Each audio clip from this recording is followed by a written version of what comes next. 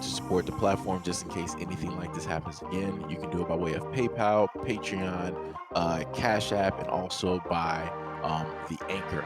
And you can also further support the platform by way of going to the Teespring store or the shoe store that is located in the comment section below.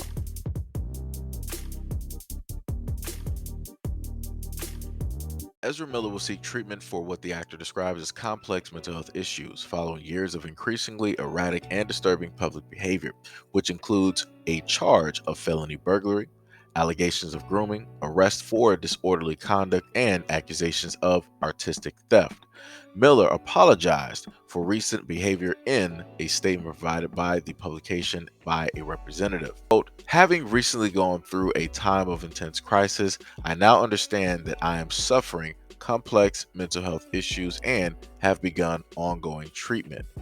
I want to apologize to everyone that I have alarmed and upset with my past behavior. I am committed to doing the necessary work to get back to a healthy, safe, and productive stage in my life. It was reported that police visited the 29-year-old actor's Vermont farm over concerns for the safety of a young mother and her 3 children, who were being housed at the residence. Last week, Vermont State Police made multiple attempts to serve the mother an emergency care order removing the children, age 1, 4, and 5, from her care. A filing by the Vermont State Attorney's Office stated that Miller was appearing to avoid service by denying that the woman and her children remain on his property. The visit by local authorities also coincided with charges with felony burglary filed against the actor after Miller allegedly broke into a nearby home to steal alcohol in May. The actor and young mother met earlier this year during Miller's extended stay in Hilo, Hawaii, during which Miller was the subject of a string of violent incidences over the course of several weeks. These brushes with law included an arrest for disorderly conduct and harassment at a local bar, a temporary restraining order issued after breaking into a bedroom of a couple and threatening them, and another arrest for throwing a chair that hit a woman during a party at a private residence. Miller's behavior in Hawaii prompted an emergency meeting of Warner Brothers and DC executives to discuss the actor's future with the studio and the Flash franchise. In June, the mother stated that Miller helped her escape from a violent and abusive ex.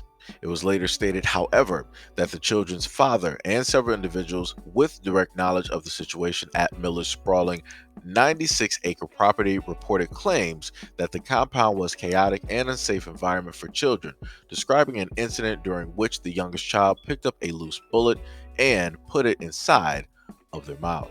Also in June, the parents of a young Standing Rock activist filed for an order of protection on behalf of the 18-year-old child, Gibson, alleging Miller groomed their child from a young age and supplied the teenager with LSD. Gibson also stated that the involvement with Miller was being blown out of proportion. Quote, the notion that I have been brainwashed or that I've been coerced in any context is grotesquely false.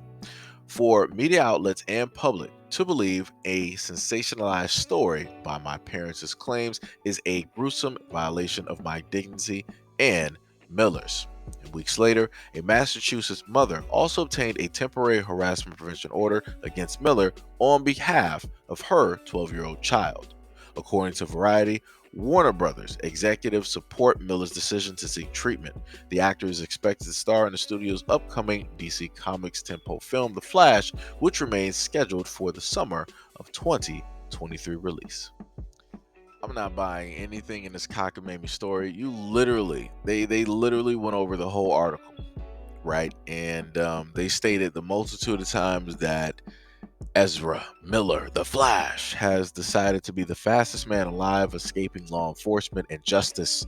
And he decided that, hey, I'm going to, go through and commit a lot of assaults against people. I'm going to get caught up in a lot of other types of activity that are not really reflective, right, of the people who are hiring me in order to represent a company and a job and, a brand. And in order to, in a sense, save his career, Ezra decided that, I think that I'm going to listen to the PR this time and I'm going to go get help. right? And this is how everything gets washed over, because at the moment in time that he, takes all of these months off, it's going to be up until maybe, let's say, like later on during spring, right? Maybe spring, the tail end of winter, towards like spring and things of that nature, when we're going to hear about Ezra. We're going to hear about great news. He's going to start doing his press run tours, which are going to coincide with the Flash, because they're going to make sure that, hey, Ezra's doing better. He's going to come out and he's going to apologize. This is going to be his real life redemption arc, right? This is going to be his redemption arc, and he's going to be welcomed back into the fold of being a superhero yet again. Why? Because they wasted so much money on this actor who really did not have the look or the talent in order to realistically be the Flash. They could have just went with the guy from CW, which I like, Grant Austin. If I said his name correctly, if I misspoke, my apologies. But like I said, that guy has pretty much grown on me, right? When it came to him developing into the character of Barry Allen, him, being the Flash, him going through his trials and tribulations, and different things of that nature, and the whole cast and whatnot. And I feel like he would have been a better fit to actually be the Flash versus Ezra Miller. Like, I don't know what happened with that. I don't know how it is that he supernaturally got this part, but it's ridiculous. It just should not. There are so many other guys out here that they could have just got to do the Flash. For whatever reason, they chose this guy. Ridiculous. Like I said, it's beyond me. But DC has to deal with this. Warner Brothers has to deal with this, because this is the bed that they decided to lay in and make. And we, the fans, have to sit up there and suffer and go through with this nonsense. Like I said, you don't see Marvel going through this. You don't see Marvel going through this at all. Zero. And like I said, this is just 100%. I'm just talking from the perspective of a comic book fan. This is 100% ridiculous. This dude should have been fired. Whatever he has left on his contract, they just need to make amends. Like, yo, we're just going to like cut this.